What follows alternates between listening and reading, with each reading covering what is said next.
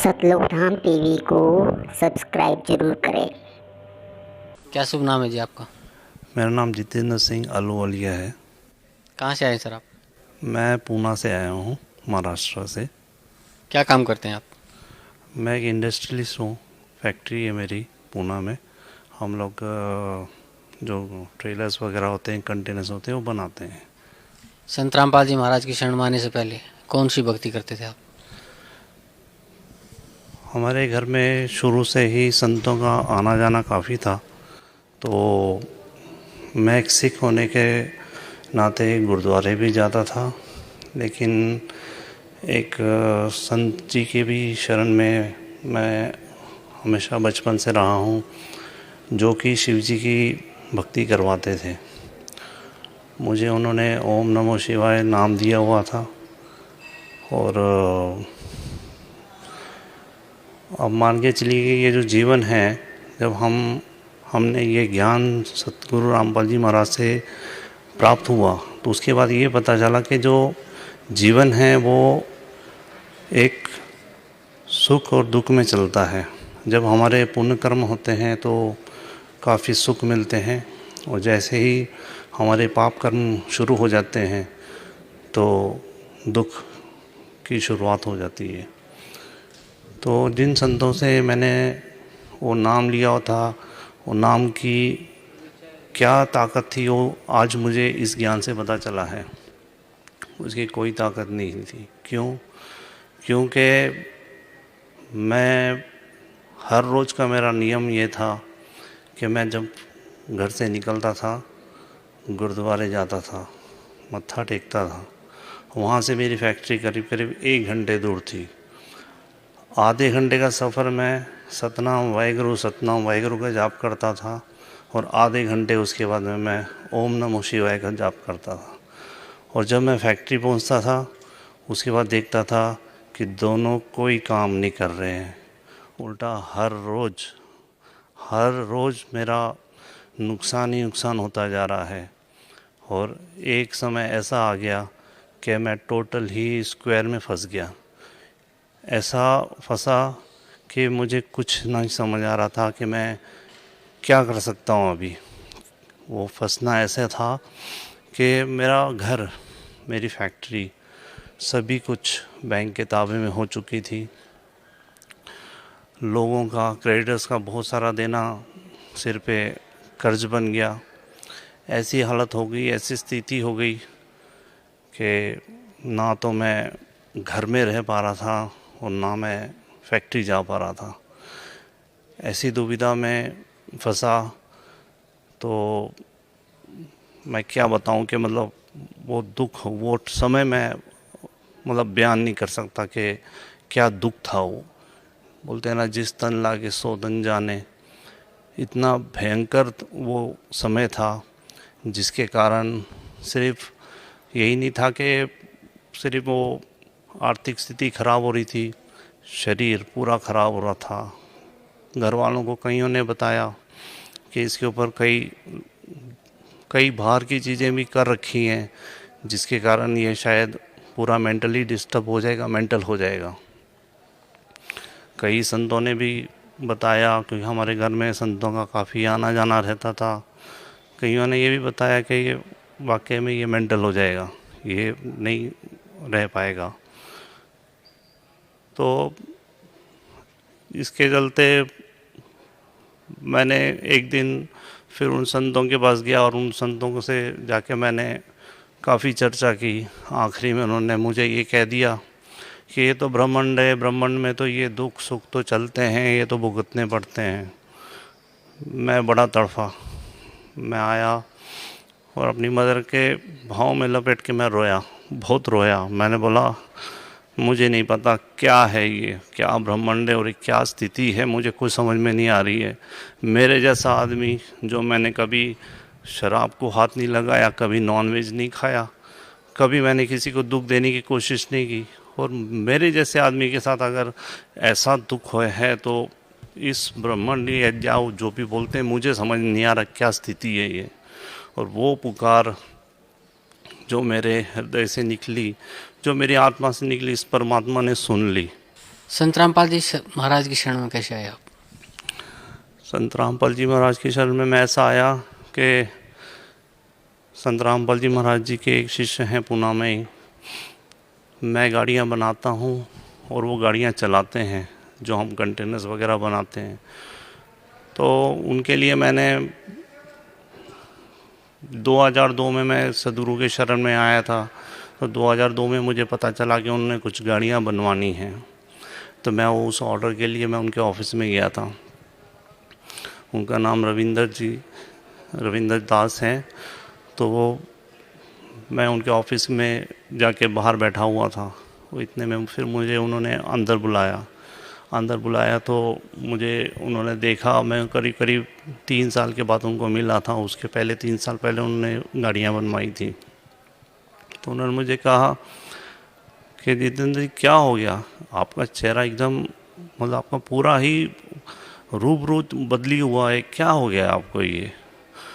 मैंने मतलब वहाँ पे मुझसे रहा नहीं गया। मैंने पूरी अपनी स्थिति बताई कि मैं किस तरह से फंस चुका हूँ और मेरे साथ क्या क्या बीत रहा है। आज मैं दोपहर के 2-2:30 बजे गया था। तो उन्होंने मुझे पूरा इस परमात्म ज्ञान का पूरा उन्होंने चीज़ समझाई। हमको वहाँ बैठे बैठे रात के 10:30-11 बज गए और मुझे समझ में आ गया कि यहाँ पर कोई चीज़ है, ये जो ज्ञान बता रहे हैं इसमें कुछ मतलब अंदर से आत्मा ने पूरी उस चीज़ को पकड़ लिया कि यहाँ पर कुछ ना कुछ बात बन जाएगी।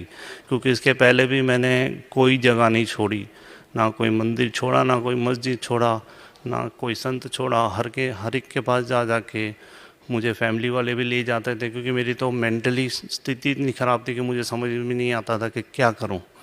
तो मुझे हर जगह ले जाते थे। तो जब मुझे ये ज्ञान पता चला तो मुझे लगा कि मैं तो वैसे दुख ही में काफ़ी था। मैं तो अपना दुख ही निवारण करने की कोशिश कर रहा था, ज्ञान को एक साइड में समझ रहा था, लेकिन मुझे ज़्यादा ये था कि मेरा दुख निवारण हो जाएगा इससे। मैंने उनसे कहा मुझे पूरा एड्रेस दीजिए सब। मैंने अगले दिन की टिकट की कोशिश की, वो नहीं मिली। उसके अगले दिन की मिली। मैं करोथा आश्रम पहुंच गया।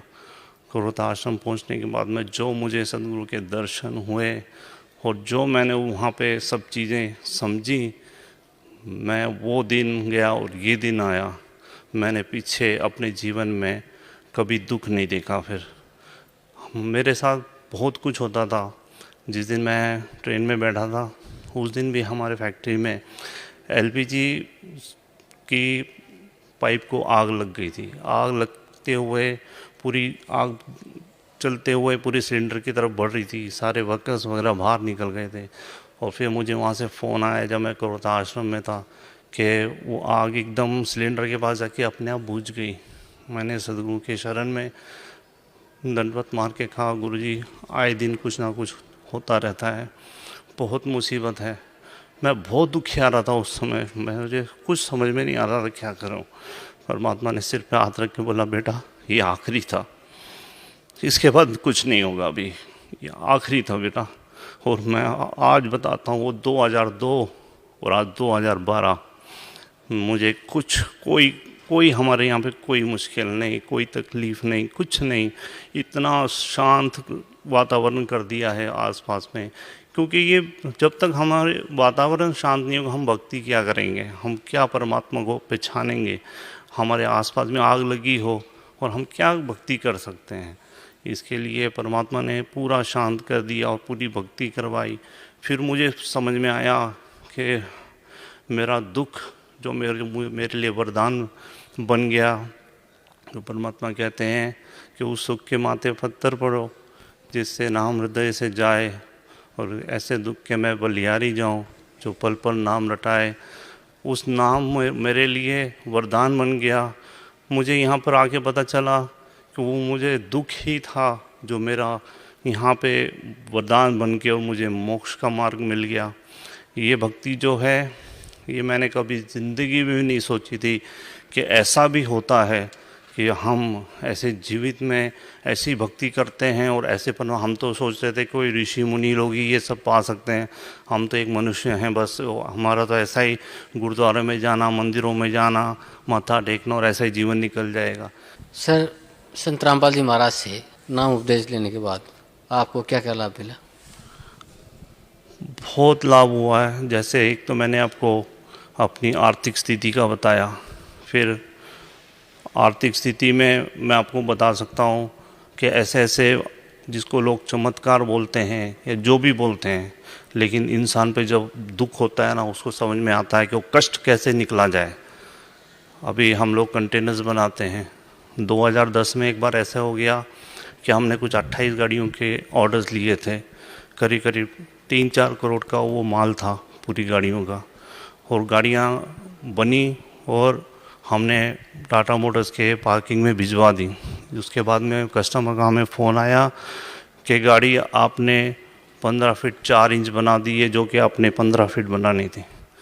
मेरे पैरों नीचे ज़मीन निकल गई। मैंने बोला ऐसा कैसे हो सकता है? बोला नहीं, मैं गाड़ी के पास खड़ा हूँ, हमने टेप लगाया हुआ है, हम देख रहे हैं यहाँ पर। मैं बोला ठीक है, मैं अपनी पूरी टीम को भेजता हूँ वहाँ पे, वो आके चेक कर लेंगे पूरी, हम देखते हैं कहीं क्या प्रॉब्लम है।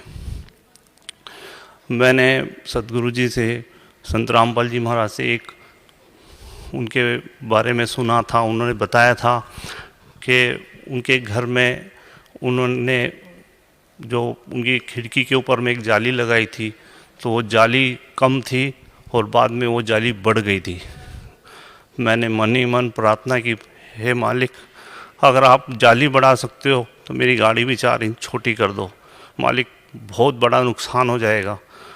मैं यही प्रार्थना करते करते अपने घर से निकला था और फैक्ट्री जा रहा था, और यही प्रार्थना करते जा रहा था। और जब मेरी पूरी टीम वहाँ पे पहुँची, उन्होंने जब जाके गाड़ियाँ चेक की तो मुझे फ़ोन आया कि सर नहीं, बिल्कुल गाड़ियाँ जो है 15 फीट ही हैं, कोई उसमें बिल्कुल भी ये नहीं है। ये चीज़ मतलब बताना, किसी को बताएं तो कोई विश्वास ना करे, लेकिन मेरी आत्मा जानती है कि मालिक ने गाड़ियाँ छोटी कर दी थी। जो 15 फीट 4 इंच बनी थी, वो मालिक ने 15 फीट कर दी। ये तो मतलब परमात्मा के लिए तो बहुत छोटी चीज़ें हैं। बहुत सबसे बड़ी चीज़ें ये हैं कि जो मालिक हमें ये मोक्ष का मार्ग बता रहे हैं, ये ज्ञान दे रहे हैं। ऐसा ही जब मैं दुखी था तो आर्थिक स्थिति बहुत ख़राब थी। मेरे जीवन का सबसे बड़ा दुखित दिन वो था जिस दिन मुझे अपने बच्चों के फीस भरने के लिए भी पैसे नहीं थे। आप यकीन नहीं कर सकते, परमात्मा ने मुझे कहाँ से कहाँ निकाल दिया।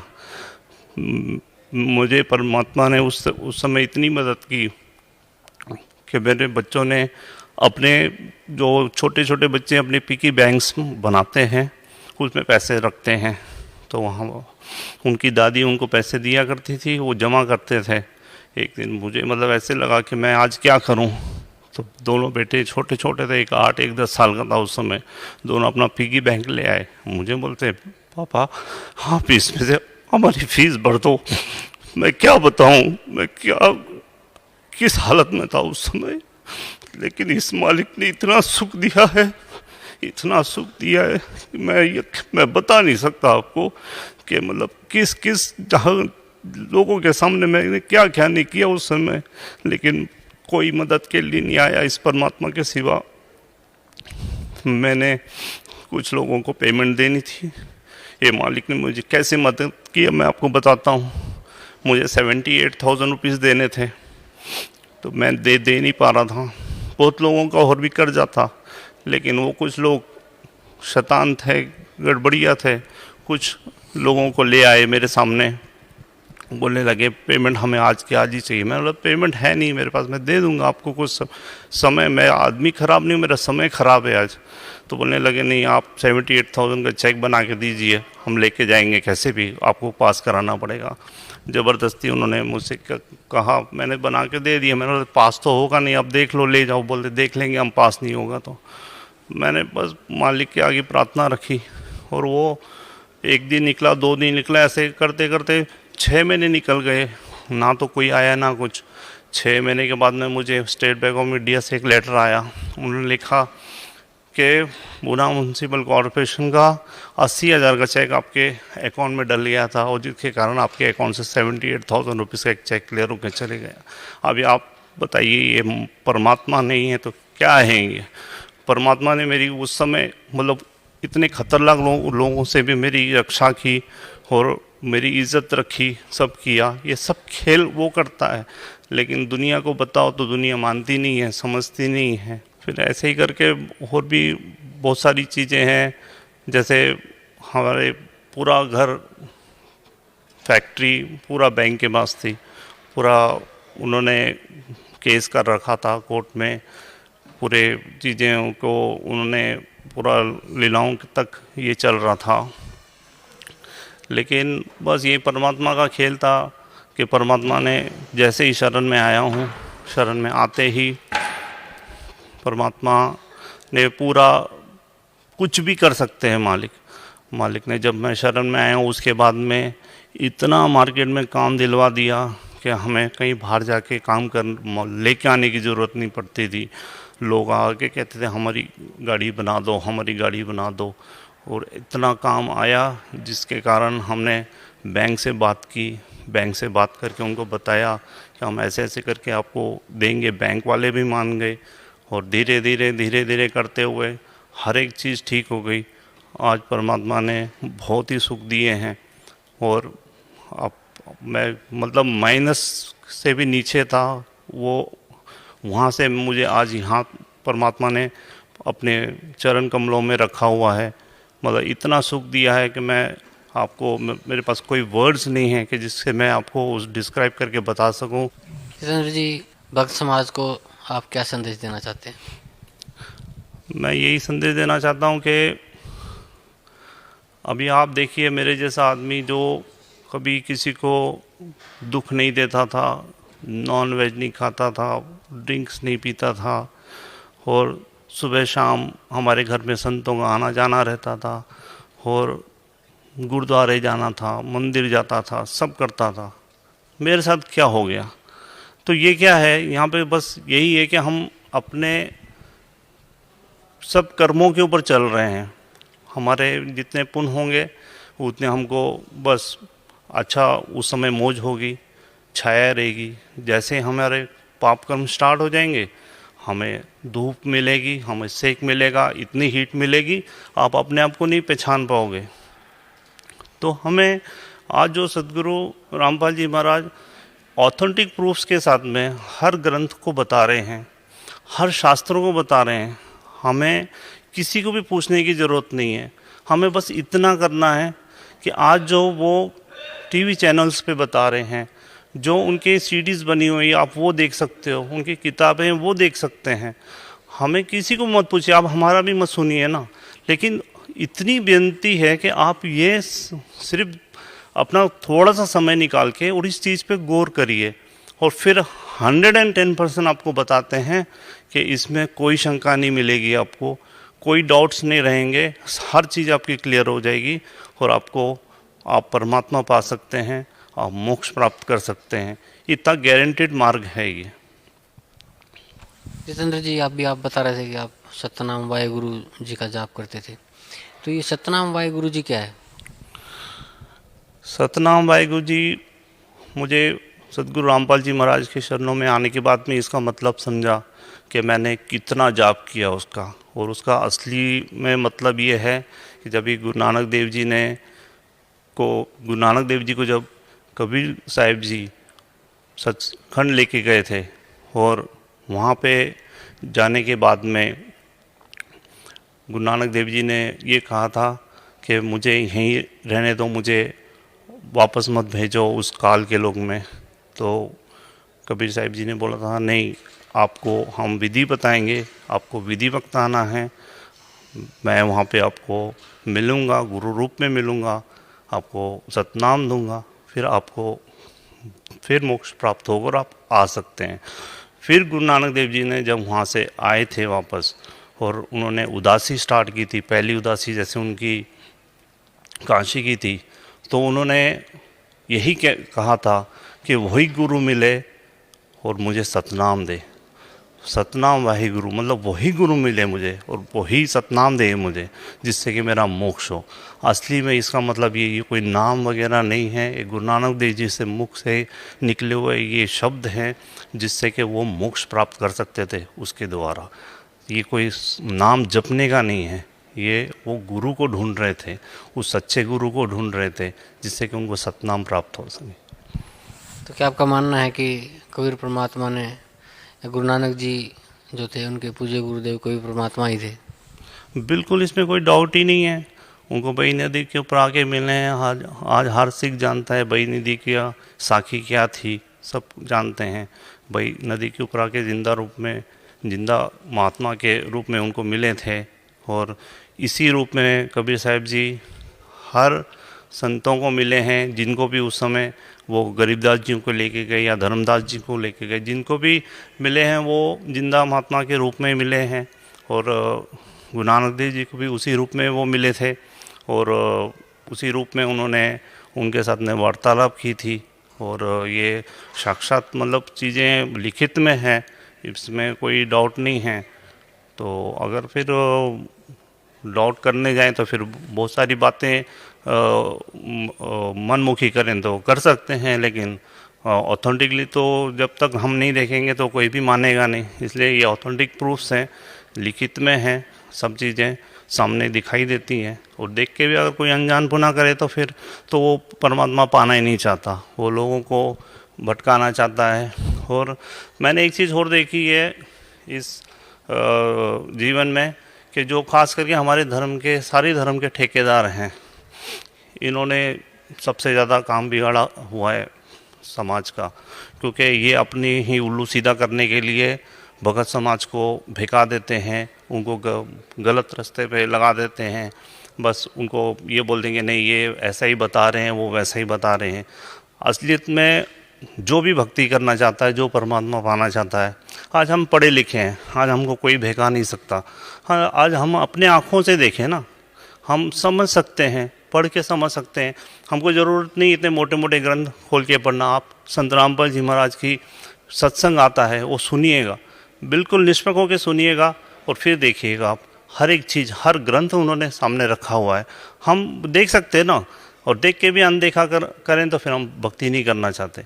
इसके लिए अगर हम थोड़ी सी, इतनी हमारी सिर्फ हर पूरे भगत समाज के आगे प्रार्थना है कि थोड़ी सी अपना समय निकालें और इस ज्ञान को सुने, खुद समझें। किसी की ज़रूरत नहीं है इसमें कोई भी किसी से समझने की, ये ज्ञान अपने आप समझ में आ जाता है। अगर हम कोशिश करेंगे, हम परमात्मा पाना चाहते हैं, तो हम इस सत्संग को, सदगुरु जी के सत्संग को सुन के और उनकी किताब पढ़ के हर हालत में 100% इस ज्ञान को समझ सकते हैं।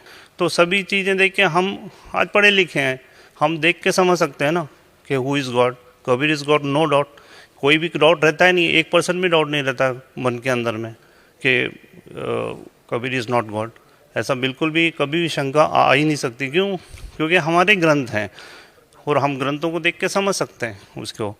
तो इसके लिए अगर हम परमात्मा पाना चाहते हैं तो अगर हम अपने ग्रंथों को ध्यान से समझेंगे, सुनेंगे, तो हमें हर हालत में ये यकीन हो जाएगा कि कबीर इज़ गॉड। क्या आप मानते हैं कि जो भक्ति आज आपके पूज्य गुरुदेव संत रामपाल जी महाराज आपको दे रहे हैं, क्या वही भक्ति गुरु नानक देव जी ने भी की थी? बिल्कुल बिल्कुल 100% वही भक्ति की थी। क्योंकि जब पूरा ये प्रकरण हमारे सामने संत रामपाल जी महाराज ने अपने ही ग्रंथों से निकाल के सामने रख दिया है, तो उसमें तो कोई डाउट ही नहीं रहा ना। और वो जो 2 अक्षर का नाम है, सतनाम जो है, वो संत रामपाल जी महाराज ने हमें गुरु नानक देव जी की जो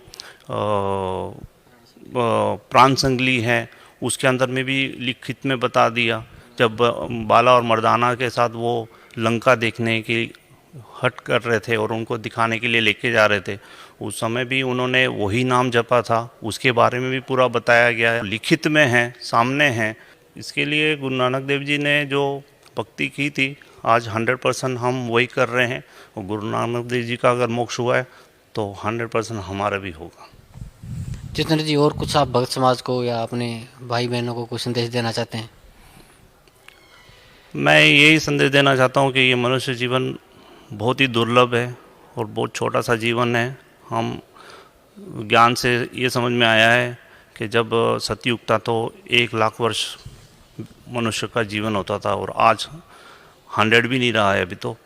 और अगर इतना सा छोटा सा जीवन है और इतने से छोटे से जीवन में अगर हमें परमात्मा मिल जाए तो मतलब इससे बढ़कर चीज़ कोई नहीं हो सकती, क्योंकि हमने भी सुना है और हमारे बाप दादाओं ने भी बताया है कि कई ऋषि मुनि कई तप कर करके अपना शरीर गला गए, कईयों ने क्या क्या नहीं किया और परमात्मा नहीं पाया।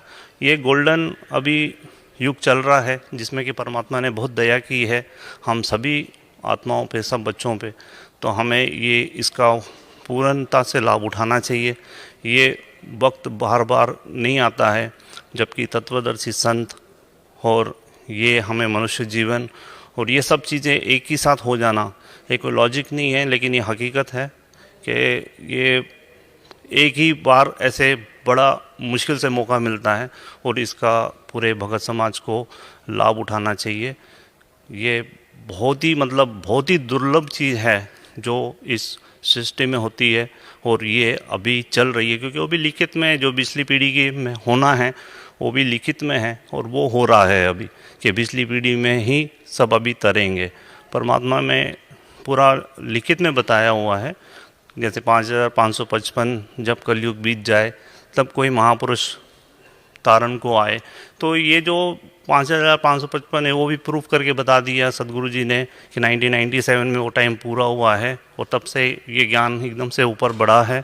और सदगुरु रामपाल जी महाराज ने ये सभी भक्तों, सभी भगत समाज पे बहुत इस मालिक ने दया की है कि सभी को ये नाम उपदेश भी दे रहे हैं, जो कि मतलब आप यकीन करें कि बड़े बड़े ऋषि होके चले गए जिनको ये नाम प्राप्त नहीं हुआ था। ऋषियों को तो छोड़ो, अभी ये अगर मीडिया के सामने मैं ये बोलूँ कि ब्रह्मा विष्णु महेश के पास भी ये नाम नहीं है तो बड़ा अच्छा लगेगा आपको, लेकिन ये हकीकत है। हम ज्ञान समझेंगे तो ये समझ में आ जाती है बात। तो ब्रह्मा विष्णु महेश कोई अलग नहीं है, वो भी हमारे ही देवी देवता हैं, लेकिन वो क्या स्थिति में सब चीज़ें हमको समझना पड़ेगा। तो ज्ञान समझ के हम हर एक चीज़ समझ सकते हैं कि ये नाम मिलने में और परमात्मा पाने में कितना आसान है अगर हम उस चीज़ को समझ के करेंगे तो। जितेंद्र जी, आपके पूज्य गुरुदेव संत रामपाल जी महाराज ने वर्तमान के सभी धर्मगुरुओं को शास्त्रार्थ के लिए आमंत्रित किया हुआ है, तो आपको कैसा लगता है? बहुत ही अच्छी बात है। अगर यही हमारे सभी धर्मों के जो ये ऊपर में बैठे हुए हैं, अगर ये सच को सामने ले आएं तो मेरे ख्याल से बिल्कुल कुछ भी समय नहीं लगेगा परमात्मा को हम सबको यहाँ से सतलोक लेके जाने के लिए। सिर्फ यही कुछ लोग हैं जो कि मतलब ये बिल्कुल अपना मैं तो कहूँगा कि अपना उल्लू सीधा करने के लिए इन्होंने ये हट बना के रखा हुआ है, जो कि भगत समाज के सामने ये सच्चाई को आना नहीं देने चाहते हैं। क्योंकि इन्होंने गलत ज्ञान दे चुके हैं। ये इनके ज्ञान रिकॉर्ड हो चुके हैं शास्त्रों में, इनकी जो किताबें हैं उसमें बिल्कुल शास्त्रों के उलट ज्ञान है इनका। तो इसलिए अभी ये फंस चुके हैं और ये ज्ञान को इसके लिए आगे आने नहीं देना चाहते हैं। क्योंकि अगर